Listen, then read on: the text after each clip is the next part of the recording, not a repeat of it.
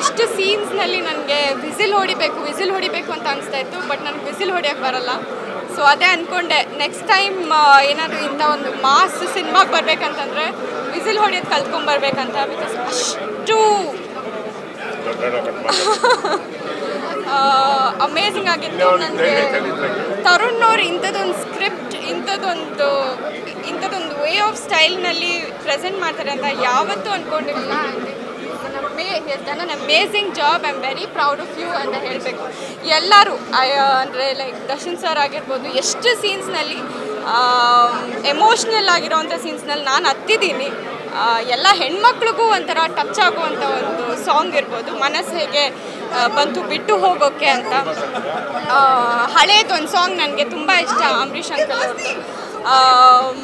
ಆ ಸಾಂಗ್ ನೆನಪಾಗುತ್ತೆ. ಈ ಒಂದು ಅಂದರೆ ಆ ಸಾಂಗ್ ಆದಮೇಲೆ ಈ ಹೆಣ್ಮಕ್ಳಿಗೆ ಅಂತ ಆ ಥರದ್ದೊಂದು ಸಾಂಗ್ ಬಂದಿರಲಿಲ್ಲ.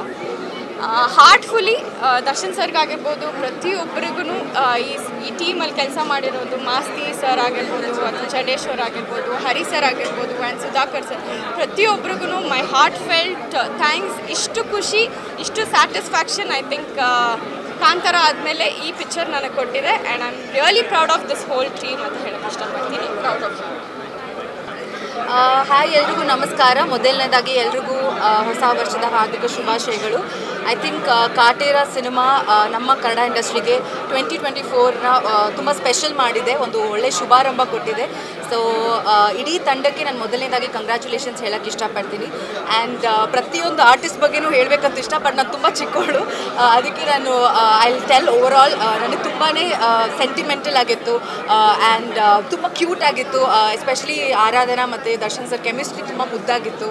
ಆ್ಯಂಡ್ ಶ್ರುತಿ ಅಮ್ಮ ಮತ್ತು ದರ್ಶನ್ ಸರ್ ಅವರ ಅಕ್ಕ ತಮ್ಮ ಸೆಂಟಿಮೆಂಟ್ ತುಂಬ ಚೆನ್ನಾಗಿತ್ತು. ಸೊ ಪ್ರತಿಯೊಂದು ಕ್ಯಾರೆಕ್ಟರು ತುಂಬಾ ಮುಖ್ಯವಾದ ಕ್ಯಾರೆಕ್ಟರು ಆ್ಯಂಡ್ ಎಲ್ಲದಕ್ಕೂ ಅಷ್ಟೇ ಪ್ರಾಮುಖ್ಯತೆ ಕೊಟ್ಟಿದ್ದಾರೆ.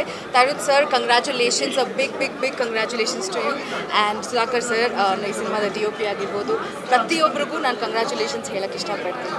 ಆ್ಯಂಡ್ ಅಫ್ಕೋರ್ಸ್ ಇದರಲ್ಲಿ ಜಡೇಶ್ ಸರ್ ಅವರು ರೈಟಿಂಗ್ ಬರ್ತಾರೆ, ಮಾಸ್ತಿ ಅವರು ಇದ್ದಾರೆ, ಡೈಲಾಗ್ಸ್ ಮಾತ್ರ ಸಖತ್ತಾಗಿದೆ. ಸೊ ಅವ್ರಿಗೂ ನಾನು ಕಂಗ್ರ್ಯಾಚುಲೇಷನ್ಸ್ ಹೇಳೋಕ್ಕೆ ಇಷ್ಟಪಡ್ತೀನಿ. Thank you.